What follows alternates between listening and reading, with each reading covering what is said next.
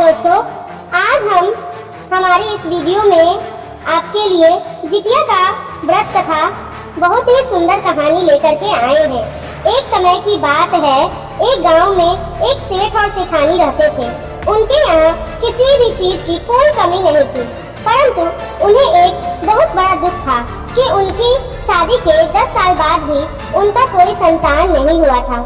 इस बात पर दोनों बहुत दुखी रहते थे। कई वेदों को दिखाने के बाद और इलाज कराने के बाद भी सेठानी को एक पुत्र प्राप्त नहीं हुआ, परंतु एक पुत्र उन्हें बहुत दिखवाने के बाद एक पुत्र की प्राप्ति हुई। परंतु 1 महीने के बाद उस पुत्र की मृत्यु हो गई। इस बात से सेठ सेठानी और ज्यादा दुखी रहने लगे।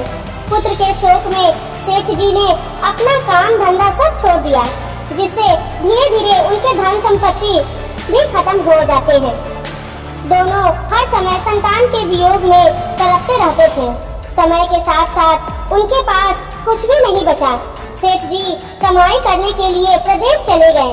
देखते ही देखते दिन महीने में बदल गए और महीने साल में बदल गए, परंतु सेठ जी वापस नहीं आए। जो थोड़ा सा अनाज घर में बचा था वो भी खत्म हो गया था।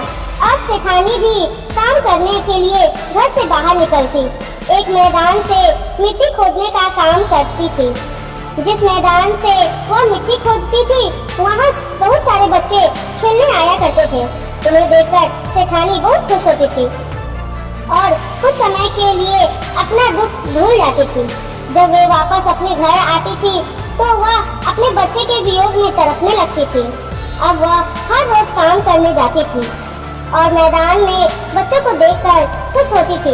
एक दिन जब मिट्टी खोदने पहुंची तो देखती है कि वहाँ एक भी बच्चा खेलने नहीं आया। यह देख सेठानी को बहुत दुख होता है। उस दिन सेठानी ने एक मिट्टी का बहुत सुंदर सा पुतला बनाती है और उसका नाम श्याम रखती है और उसे अपने घर लेकर के आ जाती है। उस पुतले का नाम बड़े ही प्यार से सेठानी श्यामू रखती है। अब सेठानी उस मिट्टी के पुतले में अपने बच्चे को देखने लगी और उसके साथ खुश रहने लगी। कभी उसे खाना खिलाती तो कभी उसे कपड़े पहनाती और उसके साथ खेला भी करती। जब भी वे काम पर जाती तो उसे कपड़े में लपेट कर ले जाया करती थी। ऐसे ही समय बीतता गया। एक दिन सेठानी उस पुतले को ले जा रही थी, तभी उसने देखा कि एक पेड़ के नीचे औरतें बैठकर पूजा कर रही थी। सेठानी उसके पास गई और उनसे पूछने लगी, ये आप कौन सी पूजा कर रहे हैं? इस पूजा से क्या प्राप्त होता है, मुझे भी बताइए। तब वे औरतें बोली, इस व्रत का नाम जितिया पुत्र व्रत है। इससे संतान की लंबी आयु होती है। जो महिलाएं विधि विधान से इस व्रत को रखती है, यदि उसके संतान नहीं है तो उन्हें पुत्र रत्न की प्राप्ति होती है। यह सुनकर सेठानी सोचने लगी, मैं भी अपने पुत्र श्यामू के लिए यह व्रत करूंगी। अब सेठानी ने मन में ठान लिया कि अगले वर्ष से वो भी अपने पुत्र की लंबी आयु के लिए जीवित पुत्र का व्रत किया करेगी। समय बीतता है और अगले वर्ष फिर से जितिया का व्रत आता है। तब सेठानी पूरी श्रद्धा और निष्ठा भाव से जितिया पुत्र का व्रत रखती है।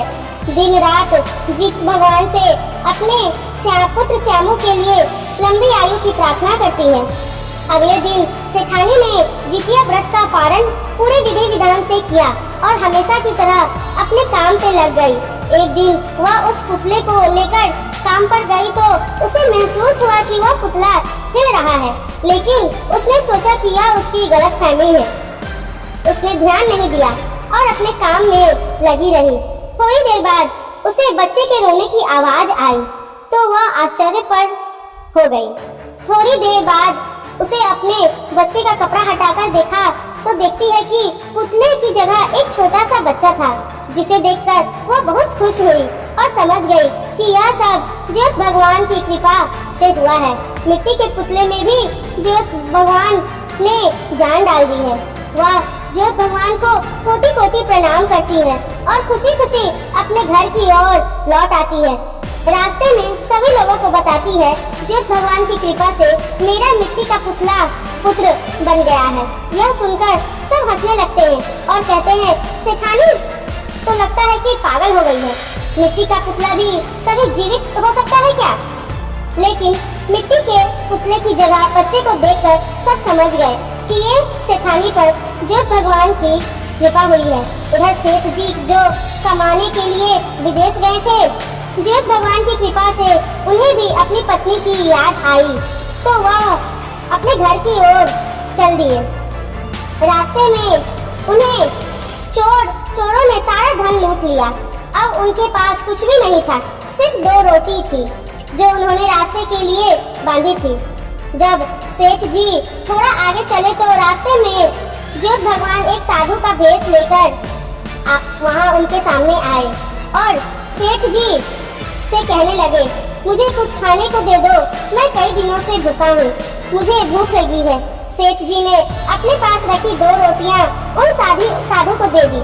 साधु ने एक रोटी ले ली और एक वापस बांधकर सेठ जी को दे दी और कहने लगे, यह बचा हुआ खाना तुम अपने साथ घर ले जाओ और अपने घर जाकर अपनी पत्नी के साथ मिलकर खाना। सेठ जी अपने घर आए तो देखते हैं कि उनकी पत्नी एक बच्चे को खिला रही है। बच्चे को देखकर सेठ जी बहुत नाराज हुए। तब सेठानी ने ज्योत भगवान की कृपा की सारी बातें सेठ जी को बता दी। यह सुनकर सेठ जी बहुत खुश हुए। फिर सेठ जी ने रास्ते की सारी बात सेठानी को बता दी और कहने लगे, मुझे बहुत भूख लगी है, मेरी पोटली में एक रोटी बची है, वो मुझे ला दो, उसे खाकर मैं थोड़ा आराम कर लूंगा। सेठानी जाकर जैसे ही पोटली खोलती है तो देखती है कि पोटली में बहुत सारे हीरे मोती, सोने चांदी, जवाहरात आदि भरे हैं। यह देखकर वह चौंक जाती है और सेठ जी से जाकर कहती है, आप तो कह रहे थे कि आपका सारा धन चोरी हो गया है, लूट लिया है, लेकिन आपकी पोटली में तो ढेर सारा धन भरा हुआ है।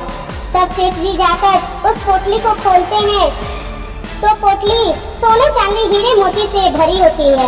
यह देखकर सेठ जी सेठानी को कहने लगते हैं कि यह सब तुम्हारे व्रत का फल है, जो तुम्हें पुत्र मिला और इतना सारा धन दौलत मिला। दोनों मिलकर ज्योत भगवान को जय जयकार करने लगते हैं। तो बोलो ज्योत भगवान की जय हो। अगर आपको यह वीडियो अच्छी लगी हो तो चैनल को सब्सक्राइब करें और अपने सहेलियों के साथ शेयर करें। आपका दिन मेरे तरफ से बहुत ही शुभ हो।